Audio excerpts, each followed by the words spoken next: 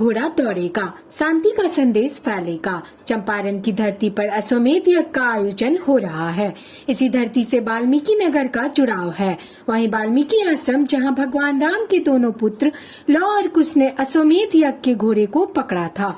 महाभारत का महायुद्ध समाप्त होने के बाद शांति और सद्भाव के लिए भगवान श्री कृष्ण की आज्ञा से युधिष्ठिर ने भी अश्वमेध यज्ञ का आयोजन कराया था। और अब चंपारण के शिक्षाविद और समाज सेवी डॉक्टर शंभुनाथ सिकारिया अश्वमेध यज्ञ करवा रहे हैं। इस आयोजन का उद्देश्य सिर्फ शांति है। शांति कोरोना महामारी से, शांति समाज में हो रहे उथल पुथल से।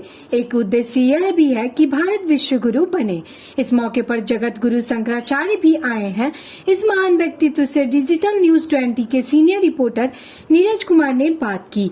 तो आइए जानते हैं कि धर्म गुरु ने क्या कहा। अश्वमेध सहस्त्राणी गोमेध सतेन चाह। 100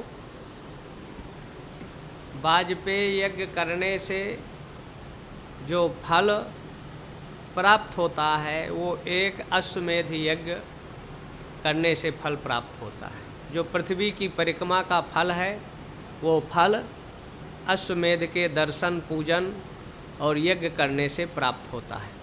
सप्तद्वीपवती पृथ्वी की परिक्रमा करना सबके बस का संभव नहीं है। यज्ञ का आधार है विखंडित, विभाजित, असंगठित समाज को एक सूत्र में जोड़ने का सबसे बड़ा माध्यम है। यज्ञ में 3 चीज़ें हैं: यज्ञ, देव पूजा, संगति करण दानेषु।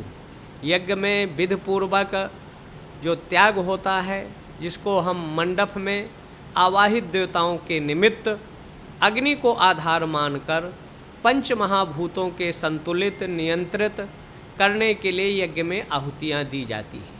5 तरह के ऋण मनुष्य के जीवन में हैं: देव ऋण, ऋषि ऋण, पितृ ऋण, समाज और राष्ट्र के ऋण हैं। संतान शादी से संतान उत्पन्न कर लेता है तो पितृ ऋण, मातृ ऋण से छुटकारा। शिक्षा ले लेता है तो ऋषि ऋण से छुटकारा।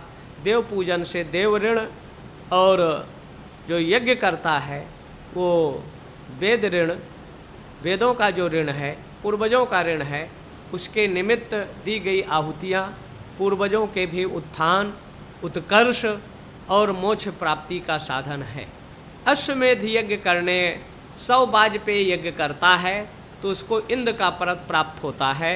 और अगर एक अश्वमेध यज्ञ कर लेता है तो वैसे यज्ञ स्वर्ग प्राप्ति का भी साधन है, इंद्र के पद को प्राप्त करने का भी साधन है।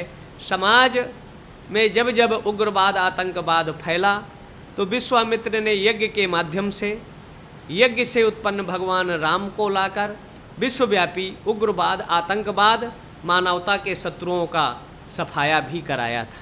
तो यज्ञ के हजारों लाभ हैं, अनेकों लाभ हैं। यज्ञ में दी गई आहुतियाँ पर्यावरण को भी शुद्ध करती हैं, पवित्र करती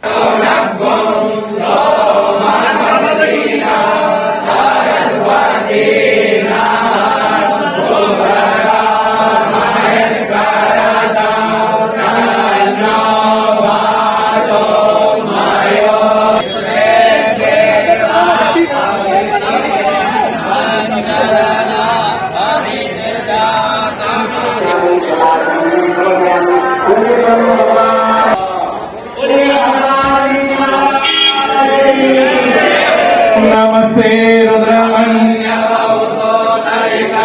नमः बाहुभ्यां मुदते नमः दाते रुद्र शिवा कनो रघुरापामकादे दयाय तन्वा तन्नमया गिरिशंका विशाखसे रामे गंगे संकासे विवर्गसवे शिवांगे